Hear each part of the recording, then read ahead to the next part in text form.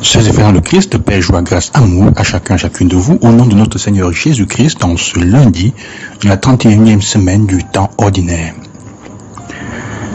Je voudrais partager avec vous la méditation de ce matin à partir de la première lecture que je vous lis entièrement. Elle est brève, le chapitre 2 de la lettre aux Philippiens, et du verset 1 au verset 4, parce que pour moi, elle c'est d'une concrétude, si on peut dire, c'est d'un concret fantastique, pour nous aider dans notre méditation aujourd'hui, pour nous aider dans notre contemplation,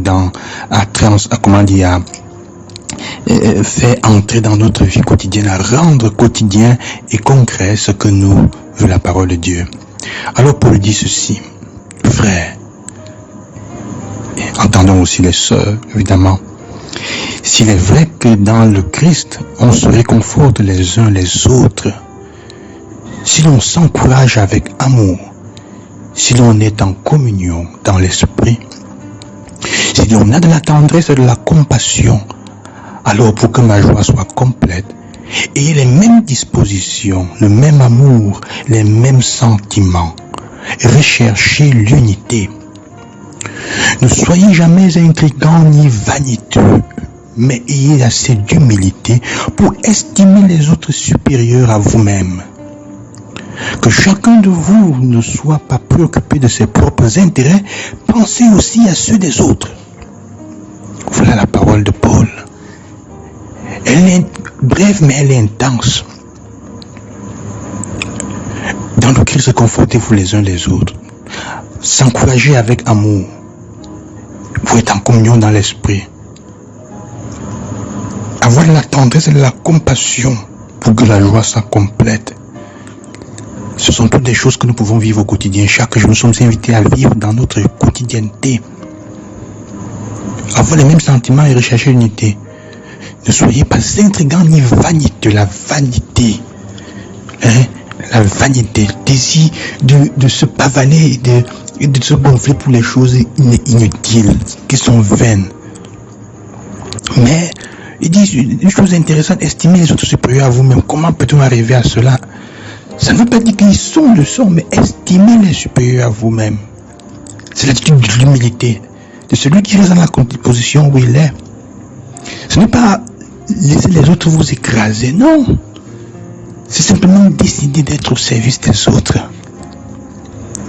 Et à la fin, il dit pensez aussi aux intérêts des autres, mon frère, ma soeur.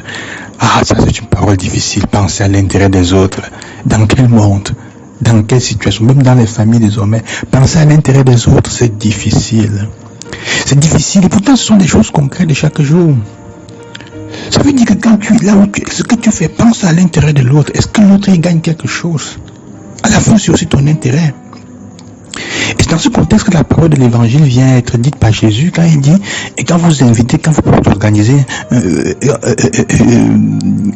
dîner, un déjeuner, n'invitez pas d'abord ceux qui vont vous rendre cela en retour. C'est une invitation à la gratuité. Occupez-vous aussi des intérêts des autres. Une invitation à la gratuité.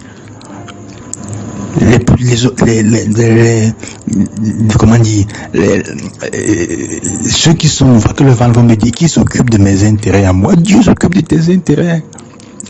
Un peu disait, pour nous religieux, parfois le Seigneur dit, Seigneur, il me disait, occupe-toi des affaires de Dieu, il s'occupera bien des tiennes.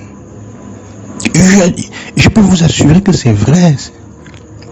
Occupe-toi des affaires du Seigneur comme ça se doit, il s'occupera des tiennes. Occupe-toi de tes frères, le Seigneur s'occupera des tiens. Tout ce qui est donné revient en arrière. C'est la loi du don. Tout ce qui est donné ou fait gratuitement revient en arrière. Et donne de manière que tu ne peux pas, donne de manière préférence sans attendre un retour. Sans attendre le retour. Donc aujourd'hui, frères et sœurs, je pense que ce que nous avons est très concret. Nous n'avons pas besoin d'autre chose pour notre méditation ce matin. Cherchons à appliquer déjà ce qui est là dans la parole de Dieu, dans l'appel de Saint Paul aux Philippiens ce matin. Cherchons à l'appliquer dans notre quotidien chaque jour. Les petits pas à la fois. Faire des petits pas à la fois. Plutôt que de chercher à vivre tout cela aujourd'hui, on peut dire aujourd'hui, je choisirais simplement de réconforter quelqu'un qui je trouverais en détresse. Je choisirai aujourd'hui d'encourager quelqu'un avec un geste d'amour qui peut être un support. Il y a toujours quelqu'un autour de toi qui a besoin d'encouragement. Je choisirai de m'exprimer ou de traduire mes gestes avec tendresse et compassion sans pourtant être violent ou chercher à juger les autres. Même si la personne a fait n'importe quoi, j'essaierai d'être tendre et compatissant. Ce n'est pas difficile, c'est difficile. Une chose à la fois, des petits pas à la fois. Je vous souhaite cela, je vous bénis au nom du Seigneur, frères et sœurs, et que lui vous accompagne, et qui vous aide à vous préoccuper aussi des intérêts des autres, un tout petit peu. Ne regarde pas seulement ton ventre. Préoccupe-toi aussi de celui qui est à côté de toi. Est-ce qu'il gagne quelque chose? Est-ce que ce que j'ai fait lui profite aussi? Et tu verras que s'il est content, tu seras content. Quand on est content par deux, plus on est content et plus le monde est pacifié. Et devient un lieu merveilleux à vivre. Mais si toi tu es content, celui qui est à côté de toi est mécontent, il cherchera à te voler. Ne vous y trompez pas, il cherchera à te voler. Même seulement sa jalousie et son envie va être un problème pour toi. Ça va te créer des problèmes. Alors que si tu t'occupes aussi des intérêts des autres, ils ne répondront pas toujours avec gratitude, mais la vie te retournera en arrière ce que tu as fait et tu vivras heureuse. Que Dieu vous bénisse et qu'il nous accompagne, le Saint Jésus-Christ. À demain.